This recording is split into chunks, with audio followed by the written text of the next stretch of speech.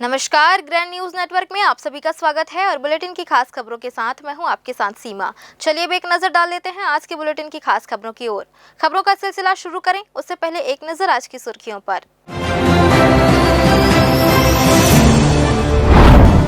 खटीक मोहल्ले में भीषण आग, शादी की तैयारियां जलकर राख। 2 दिनों तक भड़कती रही आग, दमकल टीम ने कड़ी मशक्कत के बाद पाया काबू। 39 साल बाद रिश्वत केस में बरी 84 वर्षीय जागेश्वर प्रसाद को न्याय। हाईकोर्ट के फैसले ने न्याय में देरी पर खड़े किए गंभीर सवाल। चुनावी लापरवाही पर बड़ी कार्रवाई, बीएलओ कविता बनर्जी निलंबित। एसडीएम ने एसआईआर अपडेट में लापरवाही पर की सख्त कार्रवाई। छत्तीसगढ़ के advocate general Prafulla N Bharat ने दिया इस्तीफा, राज्यपाल को सौंपा त्याग पत्र। मुख्यमंत्री व अफसरशाही का जताया आभार।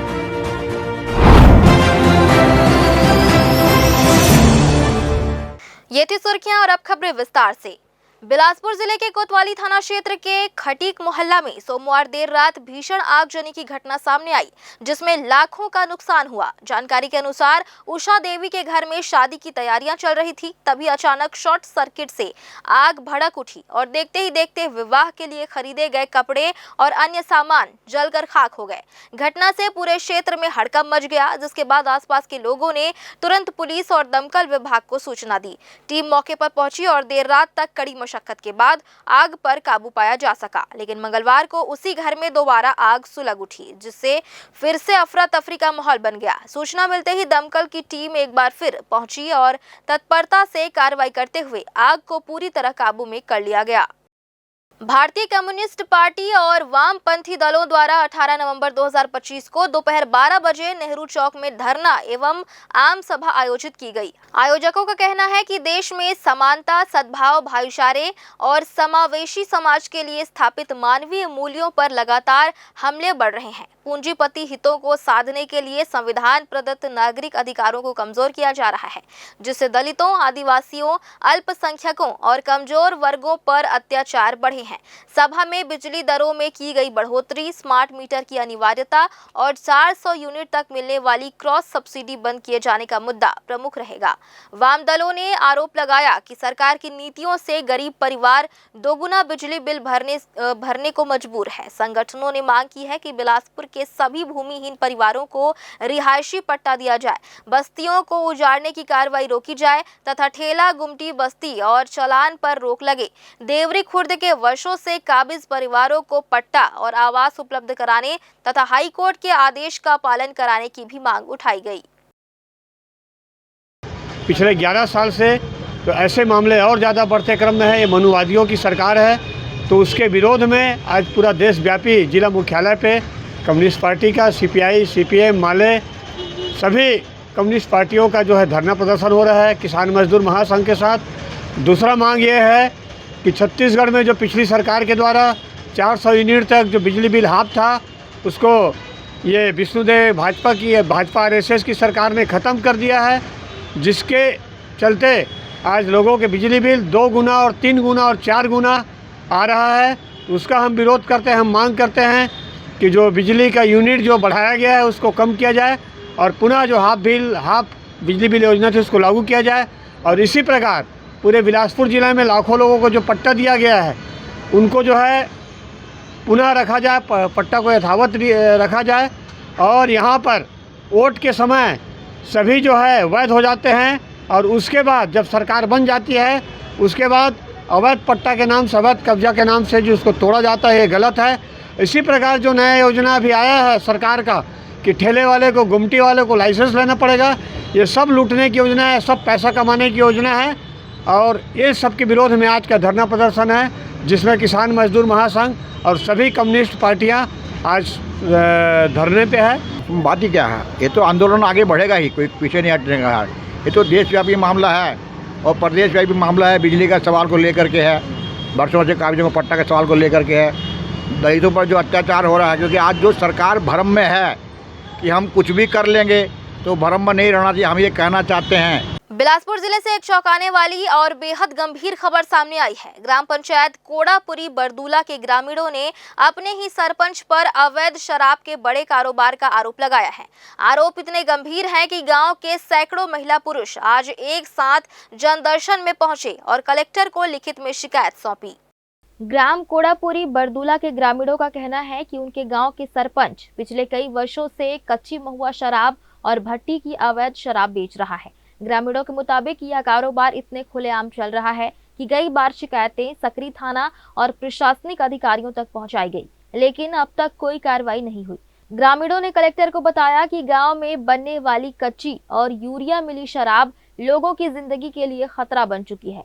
कई घरों में पुरुष और युवा इस जहरीली शराब के नशे में उलझते जा रहे हैं। कई लोगों की तबीयत लगातार बिगड़ रही है, लेकिन कोई सुनने वाला नहीं है। ग्रामीणों का दर्द साफ था, अगर अवैध शराब नहीं रुक रही तो गांव में सरकारी शराब दुकान ही खोल दी जाए, कम से कम मिलावट तो नहीं होगी। बरदूला गांव में दारू था ठीक होना चाहिए। दिन बुढ़े तो हम रद्दा मरेंगे नहीं सका, अपन घर में पैसा देते हम खुशार थान हम लड़का में दारू पीते उधारी में आथे कमा के तो हम कर पटा थे मुहे उल्दा थे। हमान पक्की दारू भट्टी बरदूला गांव में खुलना चाहिए। ऐसा काम गली गली में भीड़ लगा है, भी पूरी में पूरे खाना हम बरदूला तारे में मांग करत है शराब भट्टी खुलना चाहिए। कच्ची दारू बंद करना है और सरकारी दारू चालू करना है। और गांव के नाना बालक बना दीदी के उधारी बारी में देके नाना बालक बना तो फिर गलत बात है ना भाई। हां आज अरिया मिल रहा है, आज खादी मिल रहा है, आज पाउडर मिल रहा है और बालक बना दीदी का आज लीवर खराब है तो किडनी खराब है, इसका जिम्मेदारी कौन है बता ना भाई।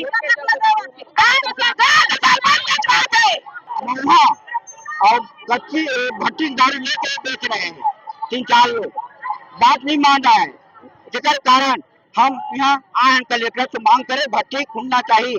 दारू लेके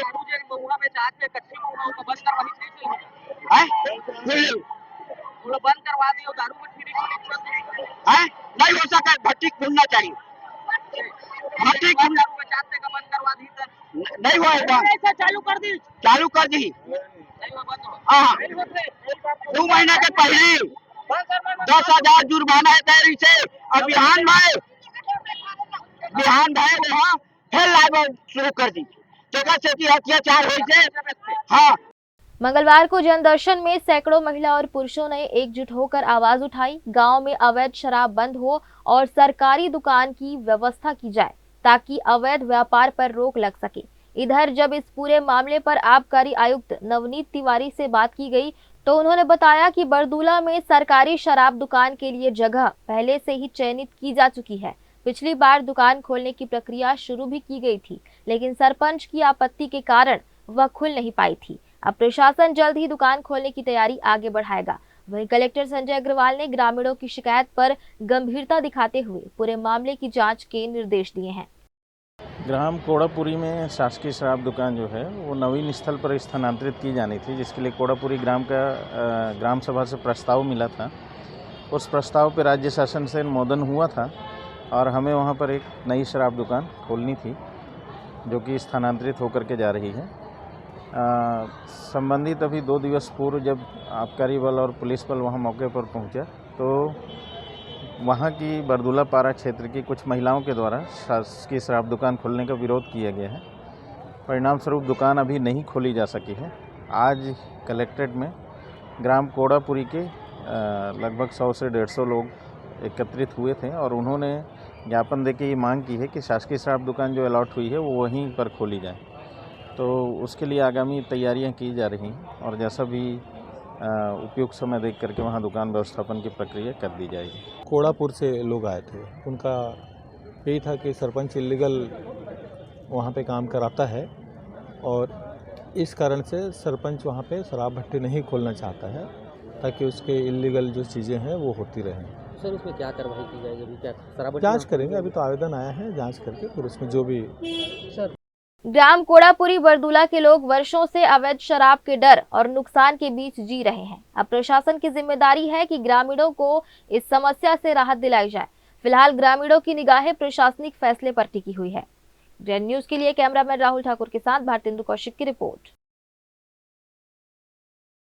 धान खरीदी सीजन शुरू होते ही बिलासपुर जिले में एक बड़ी तकनीकी गड़बड़ी सामने आई है। इस त्रुटि ने हजारों किसानों को भारी संकट में डाल दिया है। कई गांवों के किसानों के पंजीयन में रकबा शून्य दिख रहा है, जिससे उन्हें इस बार समर्थन मूल्य पर धान बेचने में बड़ी परेशानी आ रही है। एग्रीस्टेक पंजीयन में गंभीर समस्या का मामला ग्राम पंचायत केवटाडीह, भूथा पटवारी हल्का 23 और गोड़ाडीह सेवा सहकारी समिति मर्यादित पंजीयन क्रमांक 57 के किसानों का है। किसानों ने जब पोर्टल पर अपनी जानकारी देखी तो रकबा शून्य दिखा, जबकि सभी का पंजीयन समय पर एग्रीस्टेक एवं कैरी फॉरवर्ड प्रक्रिया के तहत हो चुका है। किसानों की परेशानी यही खत्म नहीं हुई।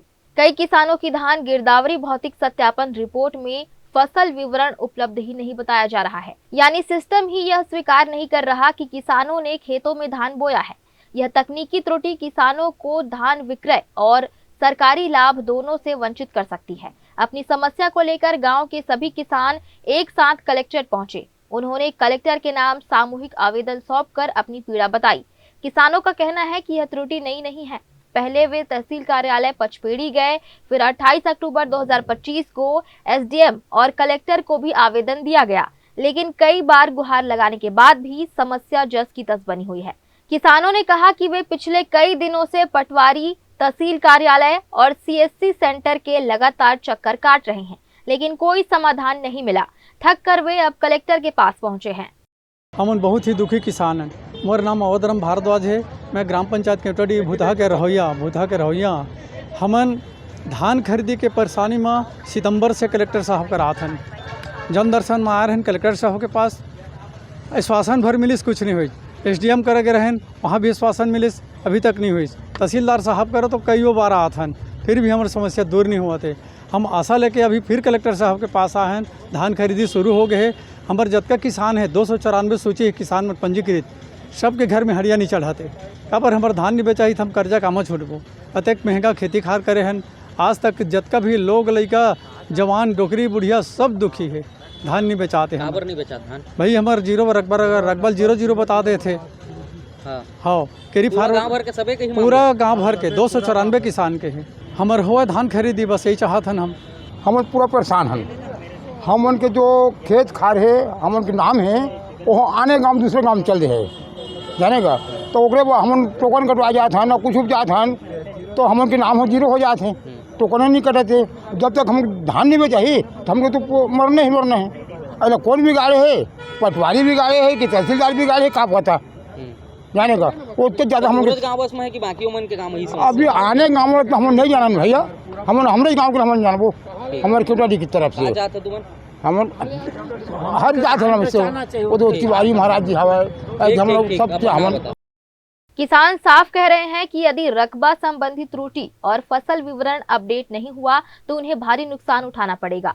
ग्रामीण किसान उम्मीद लगाए बैठे हैं कि जिला प्रशासन जल्द से जल्द इस तकनीकी गड़बड़ी को ठीक करेगा, ताकि धान खरीदी के दौरान उनकी मेहनत बेकार न जाए। अब देखना यह है कि शिकायतों की लंबी कतार कब तक समाधान तक पहुंचती है। ग्रैंड न्यूज के लिए कैमरामैन गोलू कश्यप के साथ भारतेंदु कौशिक की रिपोर्ट। फिलहाल वक्त हो चला है एक छोटे से ब्रेक का। ब्रेक के बाद भी खबरें जारी रहेंगी, बने रहिए ग्रैंड न्यूज नेटवर्क के साथ। जहजया प्राइवेट ITI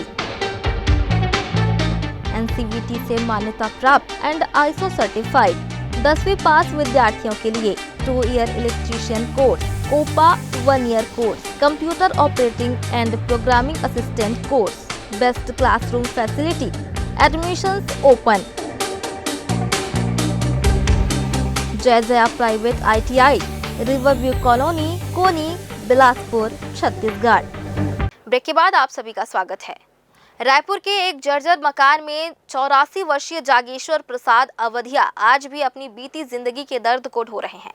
अविभाजित मध्य प्रदेश के स्टेट रोड ट्रांसपोर्ट कॉरपोरेशन में क्लर्क रहे अवधिया को 1986 में 100 रुपए की रिश्वत लेने के आरोप में गिरफ्तार किया गया था। लगभग 39 साल तक न्याय की प्रतीक्षा करने के बाद छत्तीसगढ़ हाई कोर्ट ने उन्हें बाइज्जत बरी कर दिया, लेकिन इस लंबे इंतजार ने उनकी दुनिया बदल दी। पत्नी का निधन हो गया, जवानी बीत गई, और मध्य प्रदेश से अलग होकर छत्तीसगढ़ जैसा नया राज्य भी बन गया। जो अब 25 साल का हो चुका है। इतने वर्षों बाद मिला न्याय अब उनके लिए खुशी से ज्यादा एक टीस लेकर आया है, क्योंकि ना तो उनका यौवन बचा है और ना ही जीवन संगिनी। अधिवक्ता प्रियंका शुक्ला ने कहा कि शासन और न्याय प्रणाली को समय पर सही दिशा निर्देशों के साथ फैसले देने होंगे, ताकि कोई और व्यक्ति जागेश्वर प्रसाद अवधिया की तरह अपनी आधी जिंदगी एक बड़े मुकदमे में न गंवा दे। 100 रुपए की रिश्वत लेने के मामले में गिरफ्तार एक व्यक्ति को हाईकोर्ट ने आज बरी कर दिया है। अभी इसी मामले में चर्चा करने के लिए हमारे साथ जुड़ी हुई है अधिवक्ता प्रियंका शुक्ला जी। क्या लगता है, जो स्टेट कॉरपोरेशन में जो क्लर्क के पद पर थे, 100 रुपये उन्होंने लिया जागेश्वर प्रसाद अवधिया जी ने, क्या उनको न्याय मिला है? 39 साल बाद वो रिहा हुए हैं, बाइज्जत बरी हुए हैं। क्या लगता है आपको, क्या कहेंगे इस पूरे प्रकरण को लेकर? 39 साल बाद अवधिया जी को ऐसा भाषा में कह सकते कि न्याय मिला हुआ है और वो दोष मुक्त करार किए गए। 100 रुपये का उन पे आरोप था, लेकिन 39 साल का जो वक्त है, वो जो वक्त लगा, उस वक्त में ये न्याय कहीं ना कहीं दब गया। वो जो समय की खाई है उसको पाटने का काम ये जो आदेश है नहीं कर पाएगा। हालांकि इस आदेश के बाद 39 साल बाद एक मुआवजे की प्रक्रिया चाहे तो अवधिया जी कर सकते हैं, मुआवजा वो ले सकते हैं, लेकिन मुआवजे में भी जो मैं यहाँ देखती हूँ बड़ा मुश्किल से, जो इवन रेप विक्टिम जैसे मामलों में भी सालसा की तरफ से जो पैसा मिलता है सरकार की तरफ से मुआवजे का, उन पैसे में 1.5 साल 2-2 साल का वक्त लगता है। मुआवजा देने जैसे काम में मतलब इतने बड़े बड़े काम हो जाते हैं, लेकिन मुआवजे भी कहीं ढीले पड़ जाते हैं। खैर, मुआवजा भी अगर मिल जाएगा तो भी ये जो न्याय हम कहें कागज़ों में न्याय हुआ है, लेकिन हकीकत में तो ज़िंदगी में उनके न्याय नहीं हुआ, क्योंकि इस 39 साल में जो उनका समय था, जो उनका जीवन था, उनकी पत्नी थी, उनका बुढ़ापा, उनकी जवानी, सब चला गया। उनके पास बचा क्या? और सिर्फ अवधिया जी नहीं, बल्कि मैं फिर कह रही हूँ कि अवधिया जी के अलावा भी अब अवधिया जी का जो मामला है, उस मामले के बाद हम एक बार ये देख सकते हैं कि और वर्तमान में छत्तीसगढ़ में और कितने मामले हैं। आज भी छत्तीसगढ़ में 77,000 से ऊपर के मामले विचाराधीन हैं अलग अलग अदालतों में। तो न्याय की परिभाषा कागज़ों में तो पूरा हुआ, लेकिन 39 साल बाद अगर कोई फ़ैसला आया तो ये मुझे लगता नहीं कि कहीं सही तरीके से न्याय हो पाया और मुआवजे भी इसको पाट नहीं पाएगा। इन 39 सालों के बीच में उनकी पत्नी चली गई, उनका स्वर्गवास हो गया और आज एक अलग से राज्य भी छत्तीसगढ़ बनकर आ गया। तो क्या कुछ लगता है कि इन बीते सालों में जो उनके साथ अन्याय हुआ है, उनको बाइज्जत बरी किया गया, आज 39 साल बाद कई उनके अपने खो गए। क्या लग रहा है कि वो उनको रियल में हाईकोर्ट प्रणाली जो है, न्याय प्रणाली ने न्याय दिया है, या फिर केवल एक दिखावे की ज़िंदगी के लिए आज उनको बाइज्जत बरी किया गया है? देखिए, आपने जैसा बताया और मैं भी इस बात से अवगत हूँ। कल परसों ही एक बहुत अच्छी रिपोर्टिंग बाहर निकल के आई, मैंने उसमें भी अपनी बात रखी थी कि एक व्यक्ति की पत्नी का इसलिए मौत हो गया क्योंकि वो सही वक्त पे इलाज नहीं करा पाए। आधी सैलरी पर उन्होंने अपना जीवन, अपने बच्चों का पेट पाला, उन बच्चों को सही से पढ़ाई नहीं करा पाए, अपना जवानी उन्होंने खो दिया, अपना बुढ़ापा भी लगभग उसमें खो दिया। अब तो क्या है, इतनी उम्र में इंसान कहाँ जाने वाला है? सबको एक दिन मर के ऊपर ही जाना है। इस उम्र में जब कहीं ना कहीं बहुत पूरी ज़िंदगी वो जी चुके हैं, तब उनका फ़ैसला आ रहा है, तो दुखद है। और ये सिर्फ एक कोर्ट का मामला नहीं है, ये पूरे सिस्टम पे एक सवाल है। ये पूरे सिस्टम को सोचना पड़ेगा मिलकर के। ये एक व्यक्ति, एक जज, एक वकील, एक पुलिस थाना ऐसा मामला नहीं, ये मामला पूरे एक सिस्टम के जो नेटवर्क है उसका सवाल है। उसको सोचना पड़ेगा सबको मिलके, सरकारों को भी मिलके, सबको मिलके सोचना पड़ेगा कि कैसे इस चीज़ से निजात पाया जाए कि और कोई अवधिया इसमें फिर से अवधिया ना बन पाए। तो क्या लगता है, आप लोग कमेंट करके ज़रूर बताएंगे कि 39 साल बाद किसी व्यक्ति को 100 रुपये के मामले में, रिश्वत के मामले में गिरफ्तार किया गया था और आज उनको बाइज्जत बरी किया गया है। इस दौरान उनकी पत्नी चली गई और आज एक अलग राज्य भी छत्तीसगढ़ बनकर सामने आ गया। छत्तीसगढ़ राज्य को बने भी 25 साल हो गए। और क्या लगता है, क्या उनको रियल में न्याय मिला है? असल में क्या वो न्याय के पात्र हैं या न्याय उनको दिया गया जो वो सही है? क्या लगता है आपको? कमेंट ज़रूर करिएगा कि हाई कोर्ट ने क्या सही में न्याय किया है या फिर किसी की ज़िंदगी पूरी बर्बाद हो गई। कैमरामैन राकेश मिश्रा के साथ पुरुषोत्तम दुबे, ग्रैंड न्यूज़। अशोकनगर स्थित भूतेश्वर महादेव मंदिर में दान पेटी चोरी का मामला सामने आया है। मंदिर परिसर में रखी दान पेटी चोरी की पूरी वारदात सीसीटीवी कैमरे में कैद हो गई। घटना सामने आने के बाद मंदिर प्रबंधन में हड़कंप मच गया और मामले की जानकारी संबंधित लोगों को दी गई। मंदिर प्रमुख मयंक तिवारी ने बताया कि सीसीटीवी फुटेज खंगालने पर पता चला कि अशोकनगर स्थित अटल आवास में रहने वाली 3 नाबालिग लड़कियां इस घटना में शामिल हैं। फुटेज में देखा गया कि किस तरह ये तीनों मंदिर की दान पेटी के पास पहुंची और दान पेटी लेकर भाग गई। मामले की गंभीरता को देखते हुए मंदिर समिति की ओर से इस संबंध में आगे की कार्रवाई प्रक्रिया शुरू कर दी गई है। इसके बाद पूरी जानकारी सरकंडा थाने को दी गई। पुलिस की पड़ताल में यह खुलासा हुआ कि दान पेटी को मंदिर से चुराने के बाद तीनों नाबालिग युवतियों ने उसे गणपति हॉस्पिटल के पीछे स्थित खेत में गड्ढा खोदकर छिपा दिया था। बताया गया कि पुलिस व परिजनों की मौजूदगी में तीनों नाबालिगों से पूछताछ की गई। समाज व परिवार के सामने अपनी गलती महसूस करते हुए युवतियों के परिजनों ने सार्वजनिक रूप से माफी मांगी। परिजनों ने भरोसा दिलाया कि ऐसी गलती दोबारा नहीं दोहराई जाएगी। चूंकि तीनों लड़कियां नाबालिग हैं, इसलिए मामले को संवेदनशील मानते हुए उन्हें कड़ी कानूनी कार्रवाई से फिलहाल बचाया गया।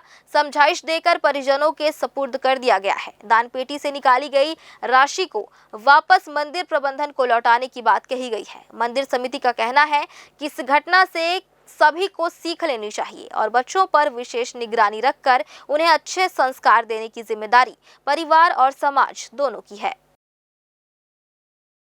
बिलासपुर में कथावाचक आशुतोष चैतन्य महाराज को सतनामी समाज पर कथित अभद्र टिप्पणी के मामले में SC/ST कोर्ट ने सशर्त जमानत दे दी है। अदालत ने उन्हें 25,000 का व्यक्तिगत बांड और 25,000 का जमानत बांड भरने और उसके साथ साथ किसी भी साक्षी को प्रभावित न करने और भविष्य में प्रवचन में समाज की भावनाओं का ध्यान रखने की शर्तें दी गई हैं।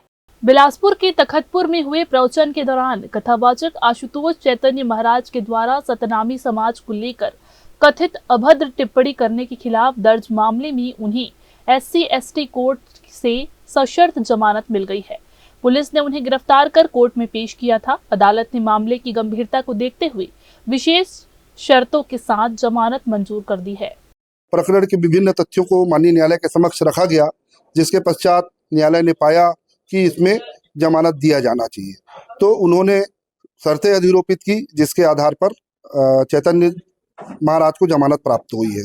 25,000 रुपये का स्वयं का बंद पत्र और 25,000 रुपये का जमानत, प्रत्येक पेशी में उपस्थित रहने पर किसी भी साक्षी को प्रभावित नहीं करना और किसी भी भविष्य में जो कथावाचन वो करेंगे उस कथावाचन के दौरान उसके द्वारा इस बात का विशेष ध्यान रखना है कि उनके प्रवचन या व्याख्यान से किसी समाज या व्यक्ति की भावनाओं को कोई ठेस न पहुंचे, आहत न पहुंचे और उनके द्वारा इस प्रकार की अपराध की पुनरावृत्ति नहीं की जाएगी। इन शर्तों के आधार पर उनको जमानत का लाभ दिया गया है। अधिवक्ता रवि पांडे ने बताया कि चैतन्य महाराज के खिलाफ थाना तखतपुर में IPC की धाराओं 353, 2 और 196 BNS के साथ साथ अनुसूचित जाति और जनजाति अधिनियम के तहत प्रकरण दर्ज किया गया था। जमानत की शर्तों में 25,000 का अनुबंध और 25,000 का जमानत बॉन्ड भरना, किसी भी साक्षी को प्रभावित न करना और भविष्य के प्रवचन में किसी समाज की भावनाओं को ठेस न पहुंचाने का निर्देश शामिल है। इसके अलावा हर पेशी में उनकी उपस्थिति अनिवार्य रहेगी। कैमरामैन राहुल ठाकुर के साथ पिंटू दुबे की रिपोर्ट। भारतीय जनता पार्टी छत्तीसगढ़ के प्रदेश प्रवक्ता देवलाल ठाकुर ने मंगलवार को प्रेस वार्ता कर भगवान बिरसा मुंडा की 150वीं जयंती पर चल रहे विशेष अभियान की जानकारी दी। उन्होंने बताया कि बिरसा मुंडा जयंती के उपलक्ष्य में भाजपा प्रदेश भर में भव्य कार्यक्रमों का आयोजन कर रही है, ताकि जनजातीय नायक के त्याग, बलिदान और गौरव गाथा को हर घर तक पहुँचाया जा सके। भाजपा प्रवक्ता देवलाल ठाकुर ने बताया कि 15 नवंबर को बिलासपुर में भगवान बिरसा मुंडा की जयंती पर विशाल कार्यक्रम का आयोजन हुआ, जिसमें आदिवासी समाज की परंपराओं, कला और संस्कृति की शानदार झलक देखने को मिली।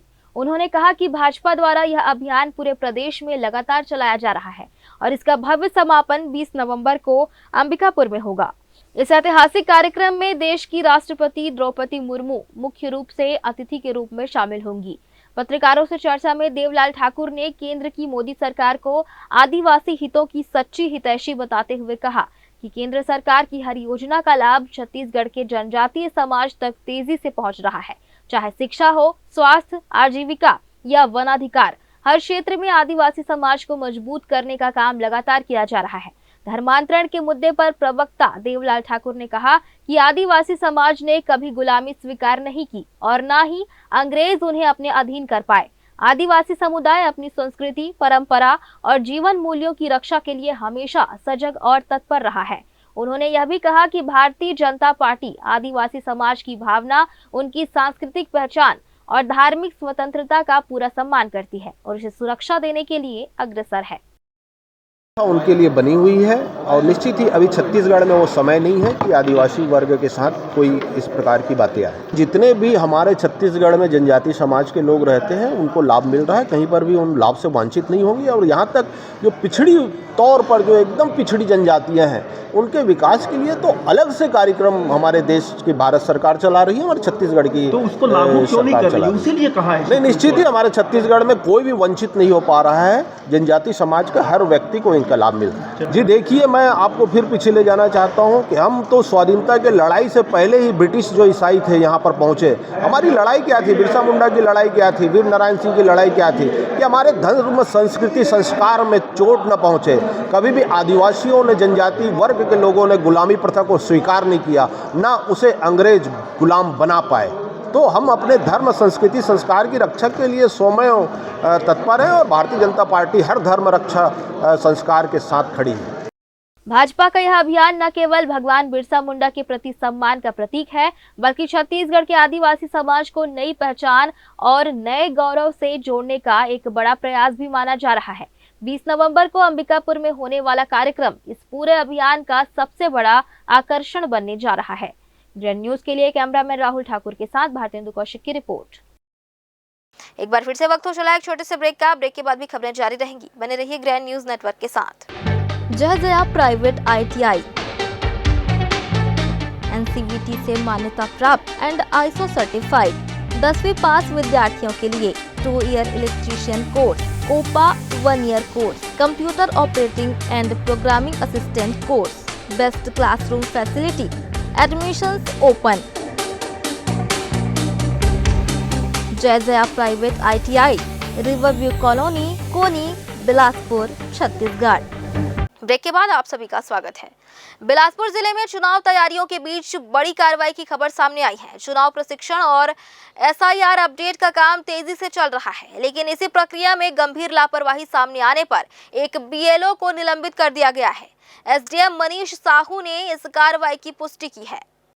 चुनाव प्रक्रिया में BLO की भूमिका सबसे अहम मानी जाती है। उन्हें बूथ स्तर पर मतदान सूची सत्यापन और SIR जैसी महत्वपूर्ण जिम्मेदारियां सौंपी जाती है।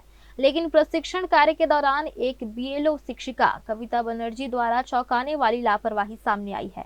SDM के मुताबिक उसे ड्यूटी सौंपी गई थी, निर्देश दिए गए थे, लेकिन BLO कविता बनर्जी ने काम शुरू तक नहीं किया। न प्रशिक्षण में उपस्थिति, न डेटा अपडेट और न ही जिम्मेदारी निभाने की कोशिश। इस गैर जिम्मेदारी को देखते हुए तुरंत प्रभाव से कार्रवाई करते हुए SDM मनीष साहू ने BLO को निलंबित कर दिया। SDM का कहना है कि चुनाव एक संवेदनशील और अत्यंत महत्वपूर्ण प्रक्रिया है। किसी भी स्तर पर लापरवाही बर्दाश्त नहीं की जाएगी। उन्होंने साफ कहा कि जिले में जो भी अधिकारी कर्मचारी चुनावी जिम्मेदारियों में ढिलाई दिखाएंगे, उन पर सख्त विभागीय कार्रवाई की जाएगी। चुनाव प्रक्रिया को प्रभावित करने वाली किसी भी कमी को हल्के में नहीं लिया जाएगा। अभी जानकारी प्राप्त हुई है, तो जैसे ही जानकारी प्राप्त हुई तो हम लोग अभी अपने राजस्व अमले को भेजकर जानकारी लेते हैं और उसके बाद चूंकि निगम का एरिया है तो यदि इस तरीके की शिकायत नहीं पाई जाती है तो निगम को उसको प्रतिवेदन प्रेषित करेंगे। इस घटना के बाद पूरे प्रशासनिक अमले में भी संदेश साफ हो गया है। चुनाव की ड्यूटी मजाक नहीं और अगर कोई नियमों से खिलवाड़ करेगा तो सीधी कार्रवाई तय है। चुनावी जिम्मेदारियों को गंभीरता से निभाने के लिए अधिकारियों, कर्मचारियों को अलर्ट कर दिया गया है। फिलहाल चुनाव प्रशिक्षण का काम जिले में लगातार जारी है। प्रशासन यह सुनिश्चित करने में जुटा है कि SIR, मतदाता सूची और सभी तकनीकी प्रक्रियाएं बिना किसी बाधा और बिना किसी त्रुटि के पूरी हो, ताकि मतदान के दिन किसी भी तरह की समस्या न आए। ग्रैंड न्यूज के लिए कैमरामैन गोलू कश्यप के साथ भारतेंदु कौशिक की रिपोर्ट। बिलासपुर में सहकर्मी शिक्षिका से छेड़छाड़ और प्रताड़ना के गंभीर आरोपों में एक प्रधान पाठक को निलंबित कर दिया गया है। जिला शिक्षा अधिकारी ने आरोपी शिक्षक के खिलाफ कड़ी कार्रवाई करते हुए तत्काल प्रभाव से निलंबन आदेश जारी किया है। पूरा मामला बिल्हा ब्लॉक के ग्राम पिरैया का है। यहां प्राथमिक शाला पिरैया में पदस्थ प्रधान पाठक गोरेलाल कुर्रे पर उसी स्कूल में पदस्थ एक शिक्षिका ने लगातार अनावश्यक रूप से परेशान करने, छेड़छाड़ करने और मानसिक प्रताड़ना देने की शिकायत अधिकारियों से की थी। शिकायत मिलते ही जिला शिक्षा अधिकारी विजय तांडे ने पूरे प्रकरण की जांच के निर्देश दिए। बिल्हा बीईओ ने मामले की विस्तृत जांच की और शिक्षिका द्वारा बताए गए आरोप तथा 4 नवंबर 2025 की घटना को सही पाया गया। जांच प्रतिवेदन तत्कालीन डीईओ विजय तांडे को सौंप दिया गया, जिसके आधार पर आगे की कार्रवाई की गई। जिला शिक्षा अधिकारी ने स्पष्ट किया कि शिक्षक का यह कृत्य छत्तीसगढ़ सिविल सेवा आचरण नियम 1965 के नियम 3 के खिलाफ है। नियमों के उल्लंघन और गंभीर आरोपों को देखते हुए गोरेलाल कुर्रे को तत्काल प्रभाव से निलंबित कर दिया गया है। निलंबन अवधि के दौरान उनका मुख्यालय उच्च माध्यमिक विद्यालय सेवार निर्धारित किया गया है। शिक्षक पर लगे गंभीर आरोपों और प्रशासन की त्वरित कार्रवाई ने एक बार फिर यह संदेश दिया है कि शिक्षा संस्थानों में अनुशासन और मर्यादा से किसी भी तरह का समझौता बर्दाश्त नहीं किया जाएगा। जिले में इस फैसले को लेकर चर्चा जारी है। बिलासपुर के तारभार थाना क्षेत्र स्थित व्यापार विहार शराब दुकान के बाहर दो पक्षों के बीच हुए हिंसक विवाद का वीडियो इंटरनेट मीडिया में तेजी से वायरल हो रहा है। लाठी डंडों से की गई इस बेरहम पिटाई ने इलाके की सुरक्षा व्यवस्था और पुलिस की तत्परता पर गंभीर सवाल खड़े कर दिए हैं। व्यापार विहार स्थित शराब दुकान के बाहर शराब लेने पहुंचे दो पक्षों के बीच मोबाइल चोरी के आरोप को लेकर हुई कहासुनी अचानक हिंसक झगड़े में बदल गई। वायरल वीडियो में साफ दिख रहा है कि चखना दुकान संचालक के साथियों ने एक युवक को सड़क पर घेर कर लात घूंसों और लाठी से बुरी तरह पीटा। युवक बार बार खुद को निर्दोष बताकर छोड़ देने की गुहार लगाता रहा, लेकिन हमलावर करीब आधे घंटे तक लगातार पिटाई करते रहे। मौके पर कई लोग मौजूद थे, लेकिन हमलावरों की संख्या और आक्रामकता को देखते हुए कोई भी बीच बचाव करने नहीं आया। वीडियो बनाने की कोशिश करने वालों को भी दौड़ाकर पीटा गया। मामला व्यापार विहार का है, तारभार थाना क्षेत्र के अंतर्गत आता है। इस पर एक वीडियो वायरल हो रहा है जिसमें एक दो लड़के एक व्यक्ति को मारते हुए दिख रहे हैं। हालांकि इसमें प्रार्थी ने कोई शिकायत थाने में आकर किसी तरह की शिकायत दर्ज नहीं की है। पुलिस ने फिर भी वायरल वीडियो को संज्ञान में लेते हुए इसमें एक व्यक्ति जो मारते हुए दिख रहा है उसको पकड़ लिया है। उसके विरुद्ध पुलिस प्रिवेंटिव कार्रवाई, प्रतिबंधात्मक कार्रवाई कर रही है। इसके हमलावरों में से दो युवकों ने अपना चेहरा गमछे से ढक लिया था, जिससे अंदेशा जताया जा रहा है कि उन्हें सीसीटीवी कैमरों की मौजूदगी का पहले से पता था। हैरानी की बात यह रही कि इतने लंबे समय तक हुई इस मारपीट की सूचना पुलिस तक समय पर नहीं पहुंची, या पहुंची तो भी कोई कार्रवाई नहीं हुई। स्थानीय लोगों का कहना है कि यहाँ पहले भी कई बार विवाद होते रहे हैं, लेकिन शराब दुकान के बाहर सुरक्षा व्यवस्था बेहद कमजोर है। वीडियो वायरल होने के बाद पुलिस जांच में जुट गई है, लेकिन आधे घंटे तक खुलेआम सरेआम हिंसा होना कानून व्यवस्था पर बड़ा प्रश्न चिन्ह छोड़ गया है। इंडिया न्यूज के लिए कैमरामैन राकेश मिश्रा के साथ पिंटू दुबे की रिपोर्ट। तखतपुर थाना परिसर के ठीक सामने उस समय अफरा तफरी का माहौल बन गया जब अमृत दास ढहरिया, सज्जन कुर्रे, आशीष टंडन, विनय कौशल, मुकेश बंजारे, रुपेश ढहरिया और उनके 10-15 साथियों ने अचानक सार्वजनिक रोड पर बैठकर विरोध प्रदर्शन शुरू कर दिया। बिना किसी पूर्व सूचना के किए गए इस प्रदर्शन से न केवल आम जन का आवागमन बाधित हुआ, बल्कि थाना आने जाने वाले पुलिस कर्मियों का रास्ता भी पूरी तरह अवरुद्ध हो गया। समझाइश के बावजूद जब प्रदर्शनकारी नहीं हटे, तब पुलिस ने मामले की जानकारी विभाग के बड़े अधिकारियों को दी। 14 नवंबर की शाम करीब 4 बजे शुरू हुए इस अचानक धरने का असर पूरे क्षेत्र की यातायात पर पड़ा। सार्वजनिक मार्ग पर बैठे प्रदर्शनकारियों के कारण सब्जी मार्केट, गोंडवाना भवन और थाना तक पहुंचने वाले लोगों को भारी परेशानी का सामना करना पड़ा। थाना स्टाफ ने बार बार समझाने की कोशिश की, लेकिन विरोध जताने वाले लोग जमे रहे। आरोप है कि प्रदर्शन के दौरान उन्होंने नारेबाजी करते हुए शासकीय कार्य में जानबूझकर बाधा उत्पन्न की, जिससे थाने की नियमित कार्रवाई भी प्रभावित हुई। आरोपियों द्वारा थाना तखतपुर के सामने रोड में आम रोड पर अपराध क्रमांक 645/25 की कार्रवाई की मांग को लेकर बिना सूचना दिए धरने पे बैठ गए थे, जिससे उस दिन मार्केट का भी दिन था, आने जाने वालों का मार्ग अवरुद्ध हो रहा था और शासकीय कार्य में व्यवधान उत्पन्न हुआ। पुलिस की रिपोर्ट पर आरोपियों के खिलाफ अपराध क्रमांक 655/25 धारा 126, 221, 191(2) BNS के तहत अपराध पंजीबद्ध किया गया है और प्रकरण विवेचना की जा रही है। ये किस वजह से बैठे हुए थे वहाँ? अपराध क्रमांक 645/25 की कार्रवाई की मांग को लेकर बैठे हुए थे। इनको बताया गया था कि उसमें कार्रवाई की जा रही है। उसके बाद भी उनके द्वारा बैठे रहे और मार्ग को बाधित किया गया। थाना प्रभारी विवेक पांडे ने बताया कि आरोपियों ने बिना सूचना के प्रदर्शन किया था। प्रदर्शनकारियों की इस हरकत से थाना का मुख्य द्वार तक अवरुद्ध हो गया था, जिससे आवश्यक सरकारी कार्रवाई करने में बाधा आई। मामला गंभीर पाते हुए अमृत दास डहरिया सहित सभी नामजद और अज्ञात 10-15 व्यक्तियों के विरुद्ध बीएनएस की विभिन्न धाराओं के तहत अपराध दर्ज किया गया और आगे की कार्रवाई में जुट गई है। ग्रैंड न्यूज के लिए कैमरामैन राकेश मिश्रा के साथ पिंटू दुबे की रिपोर्ट। एक बार फिर से वक्त हो चला एक छोटे से ब्रेक का। ब्रेक के बाद भी खबरें जारी रहेंगी। बने रहिए ग्रैंड न्यूज नेटवर्क के साथ। जहजया private ITI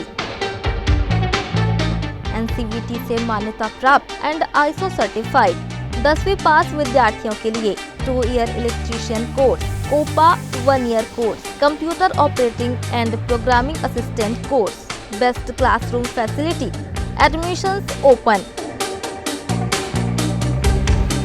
जहजया private ITI, riverview colony, Koni, Bilaspur, Chhattisgarh. Break के बाद आप सभी का स्वागत है।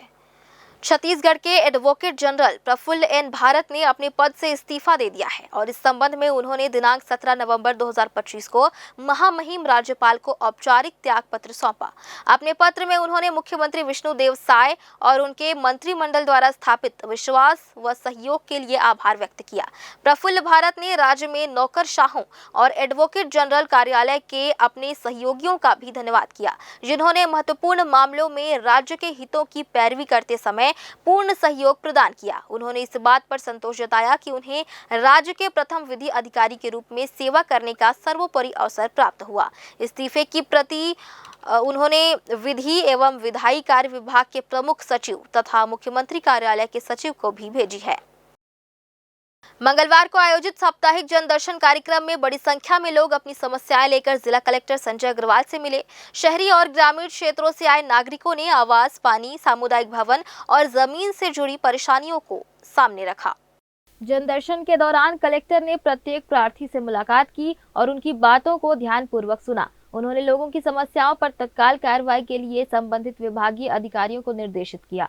कलेक्टर का कहना था कि जनता की मूलभूत समस्याओं का त्वरित समाधान प्रशासन की सर्वोच्च प्राथमिकता है। जनदर्शन में सबसे अधिक शिकायतें आवास योजनाओं और पेयजल संकट से जुड़ी हुई सामने आई। जनदर्शन में पहुंचे एक फरियादी ने बताया कि उनकी आदिवासी जमीन को क्षत्रिय समाज के किसी अन्य व्यक्ति के द्वारा अवैध कब्जा कर लिया गया है। कलेक्टर संजय अग्रवाल ने अधिकारियों को सख्त हिदायत दी कि किसी भी समस्या के निराकरण में लापरवाही न हो। उन्होंने कहा कि सभी आवेदन का निर्धारित समय सीमा में समाधान होना चाहिए। जनदर्शन के तुरंत बाद कलेक्टर ने जिले के अधिकारियों के साथ TL बैठक भी ली। इसमें लंबित कार्यों की समीक्षा की गई और सभी विभागों को जनता से जुड़ी समस्याओं का तत्काल समाधान करने के निर्देश दिए गए। सन 1961 से मेरे दादाजी ज़मीन खरीदा था और ज़मीन खरीदने के बाद 162 खुर्द बछाली में जगदीश सिंह ठाकुर के पास लिया था। उसके बाद खेती बाड़ी हम लोग कर रहे थे। अभी 2016 के बाद हमको पता चला कि नहर में निकला है करके अपने ज़मीन के पास आए तो ज़मीन तो दूसरे के नाम में बता रहा है, लक्ष्मीबाई के नाम से। मुन्ना सिंह ब्रिजभान के पास बता रहा है। उसके बाद हम लोग बस इधर उधर हो गए। हमारा पैसा ऐसा भी ले लिया है, नहर का जो पैसा है अभी काबिज करने की कोशिश कर। अभी हम धान बोए थे अभी तो उनके नाम में कैसा, जब आपके पास है जमीन को? तब हमको खुद पता नहीं है क्या चीज़ का है, कैसा गया, क्या हुआ। वो नहीं रहते जमीन को? नहीं, हम लोग तो अभी भी काबिज है। इस साल भी अभी धान लगाए हैं, धान काटे हैं, अभी जब्ती बनाया है अभी। अच्छा, तो उन लोग क्या कर रहे हैं अभी? वही तो अभी जब्ती बनवाए हैं थाना में जाकर। क्या चाह रहे हैं आप?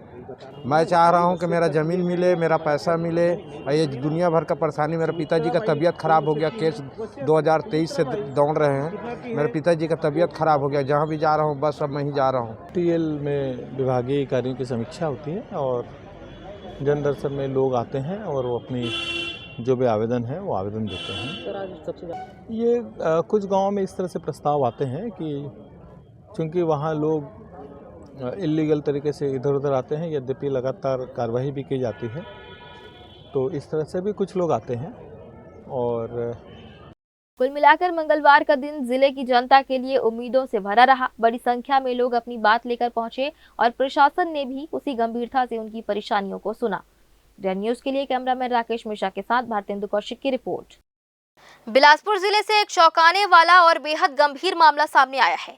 ग्राम पंचायत में उप सरपंच पर महिला सरपंच के पति को फोन पर जान से मारने की धमकी देने का आरोप लगा है। इस घटना के सामने आते ही पूरे क्षेत्र में राजनीतिक हलचल तेज हो गई है। सरपंच परिवार खुलकर सामने आया है और खुद को असुरक्षित बताते हुए प्रशासन से तत्काल सुरक्षा और सख्त कार्रवाई की मांग की है। उप सरपंच रंजीत कुर्रे ने फोन कॉल पर सरपंच पति के साथ न सिर्फ गाली गलौज की बल्कि जान से मारने की धमकी भी दी।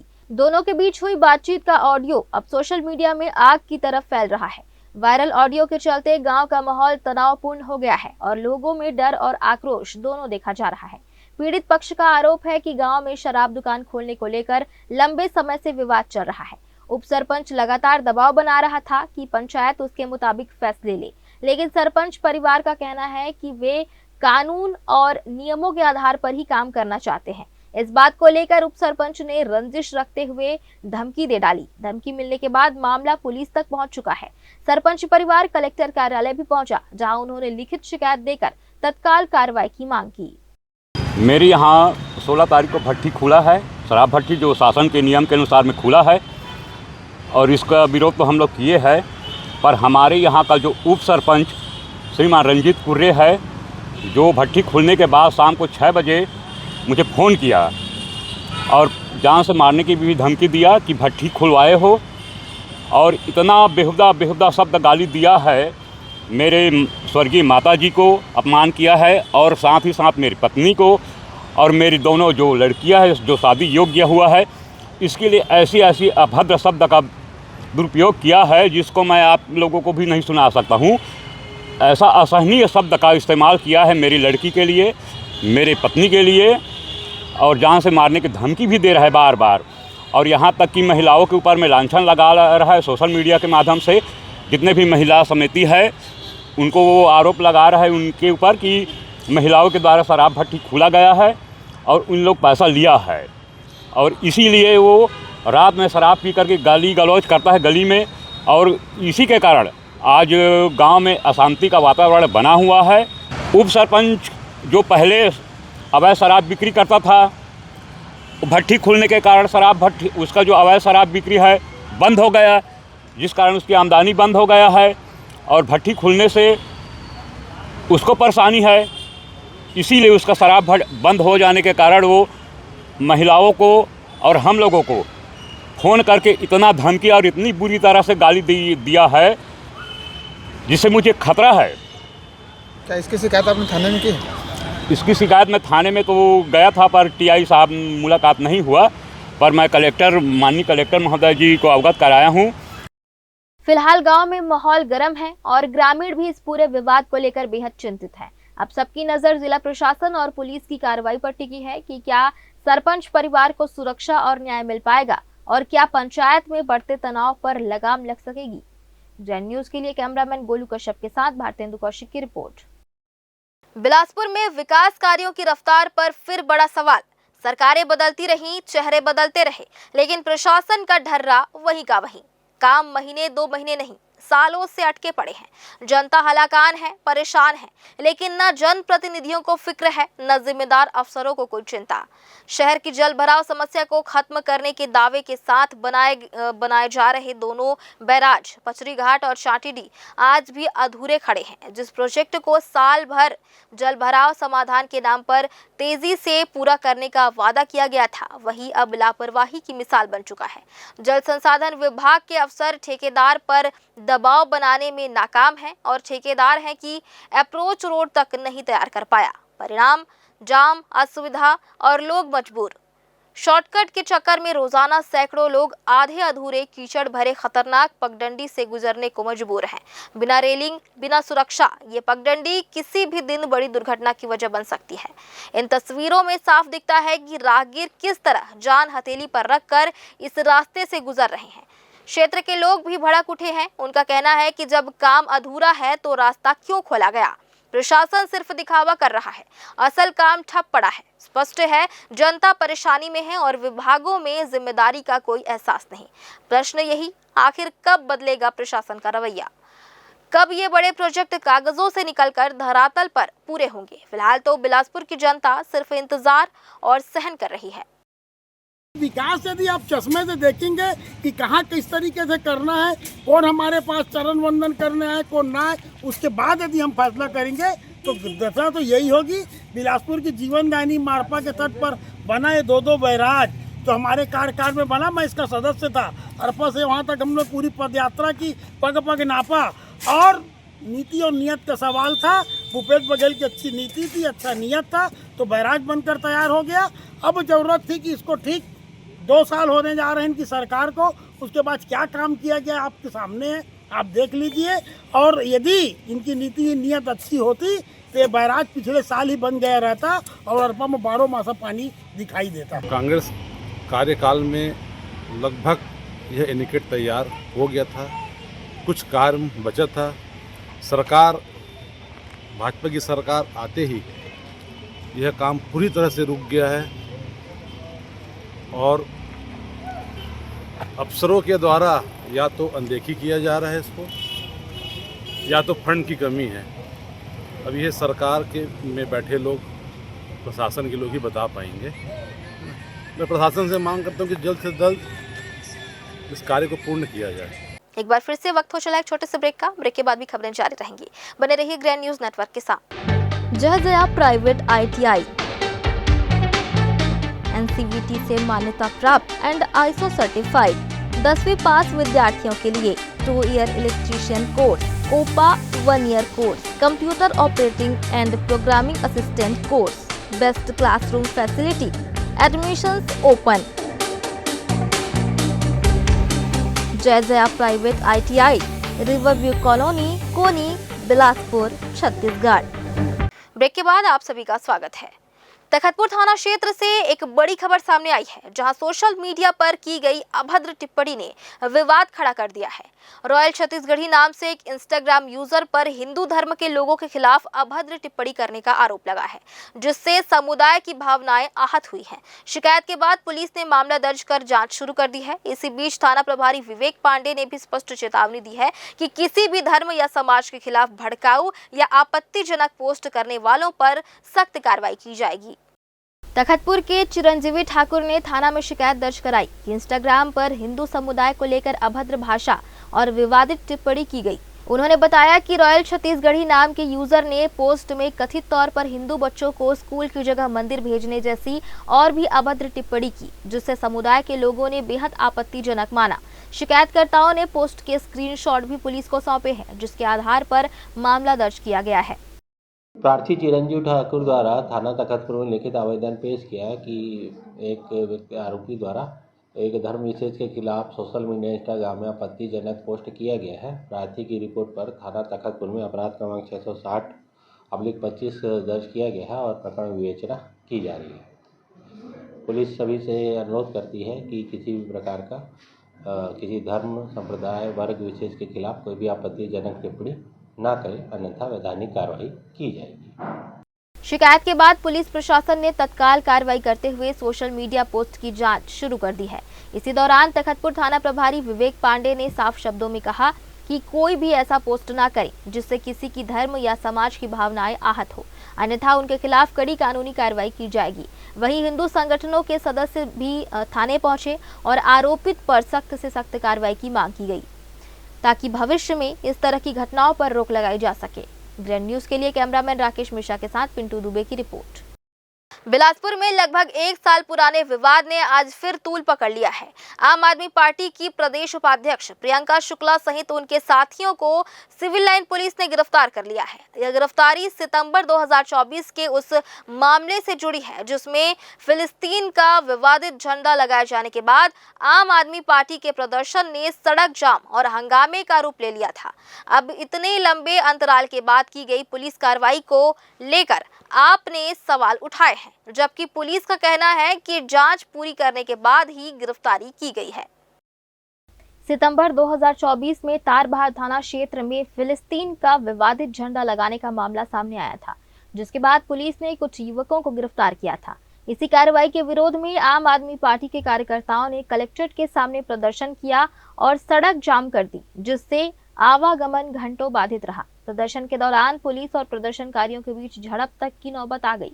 इस पूरे मामले में नवीन कश्यप नाम के व्यक्ति ने थाने में लिखित शिकायत दर्ज कराई, जिसके आधार पर पुलिस ने आप नेता प्रियंका शुक्ला सहित साथियों के खिलाफ सार्वजनिक कार्य में बाधा और बलवा जैसी धाराओं में केस दर्ज किया। 1 वर्ष पूर्व एक मामला हुआ था तारबहार क्षेत्र के अंतर्गत। वहाँ के कुछ युवाओं पर यह मामला दर्ज हुआ था, लेकिन मुझे जानकारी मिली कि मेरे ऊपर ही FIR की गई हुई है। आज मुझे कॉल आया था, कल भी कॉल आया था, हालांकि कल मैं नहीं आ पाई थी, तो आज मैं आई हुई थी। तो उन्होंने कहा था उसमें गिरफ्तारी का प्रोसेस कर रहा है। मुझे कोई जानकारी इसके पहले थी नहीं दरअसल कि क्या सेक्शंस हैं, क्या चीज़ें। नवीन कश्यप है, जो मेरी जानकारी में आया कि वो BJP कार्यकर्ता है, उसके द्वारा कोई एक FIR के लिए कागज़ पिछले साल के सितंबर माह में दिया गया था, उसी पर एक FIR हुई है और उसी में आज गिरफ्तारी करके यहाँ पर मुझे अभी छोड़ा जा रहा है फ़िलहाल, तो क्योंकि मामला जो है उसको इनके योग्य है कि वो मुचलके पे छोड़ सकते हैं, तो गिरफ्तारी कर छोड़ा गया है अभी फ़िलहाल। कलेक्ट्रेट के सामने में आम आदमी पार्टी के प्रियंका शुक्ला के नेतृत्व में अपनी मांगों को लेकर चक्का जाम किए थे, जिसमें बलवा एवं चक्का जाम का मामला दर्ज हुआ था, जिसमें आज प्रियंका शुक्ला को गिरफ्तार किया गया है तथा अन्य साथियों को भी गिरफ्तार किया जा रहा है। ये तारबहार में उस समय फिलिस्तीनी झंडा फहराया गया था, उस पर फिर मुकदमा हुआ था, उसी बात को लेकर वहाँ धरना प्रदर्शन चक्का जाम किए थे। करीब 1 साल तक चले जांच के बाद सिविल लाइन पुलिस ने आज आम आदमी पार्टी की प्रदेश उपाध्यक्ष प्रियंका शुक्ला सहित अन्य साथियों को गिरफ्तार किया। अचानक हुई इस कार्रवाई पर प्रियंका शुक्ला ने सवाल उठाते हुए कहा कि पुलिस की मंशा साफ नहीं है और यह कार्रवाई राजनीति से प्रेरित दिखाई देती है। वहीं civil line TI SR Sahu का कहना है कि मामले की जांच पूरी होने के बाद विधि सम्मत कार्रवाई की गई है। इससे पहले भी इस प्रकरण में कई बार नोटिस जारी किए गए थे, लेकिन आरोपी उपस्थित नहीं हुए थे। अब गिरफ्तारी के बाद मामले में आगे की कानूनी प्रक्रिया शुरू कर दी गई है। ग्रैंड न्यूज के लिए कैमरामैन राकेश मिश्रा के साथ पिंटू दुबे की रिपोर्ट। बिलासपुर प्रेस क्लब के चुनाव का हाल कुछ ऐसा है कि एक और लोग खुशी में झूम रहे हैं, वहीं दूसरे की आंखों में मायूसी साफ दिखाई दे रही है। रजिस्ट्रार फर्म्स और संस्थाओं ने 19 सितंबर 2025 के विवादित चुनाव को अनियमितताओं के कारण रद्द कर दिया। वजहें भी इतनी सीधी सादी हैं कि सुनकर लगता है अरे भाई इतने भी नहीं। क्लब ने कई सालों के वार्षिक विवरण और आय व्यय रिपोर्ट जमा नहीं किए, चुनाव से पहले नोटिस का कोई जवाब नहीं दिया, मतदाता सूची पर आए सवालों को अनसुना किया और निर्वाचन अधिकारी ने नियमों की परवाह किए बिना चुनाव करा डाला। चुनाव के बाद भी रिपोर्ट कार्यालय में जमा नहीं कराई गई। इन सब कारणों को देखते हुए रजिस्ट्रार ने वर्तमान कार्यकारिणी भंग कर दी और कलेक्टर को प्रशासक नियुक्त कर दिया। अब नए चुनाव की तैयारी शुरू होगी और क्लब के बाहर कुछ लोग पटाखे फोड़कर उत्साह मना रहे हैं। फिलहाल आज की इस बुलेटिन में बस इतना ही। अगले बुलेटिन में फिर होगी आपसे मुलाकात। तब तक के लिए मुझे और मेरी पूरी टीम को दीजिए इजाजत। नमस्कार।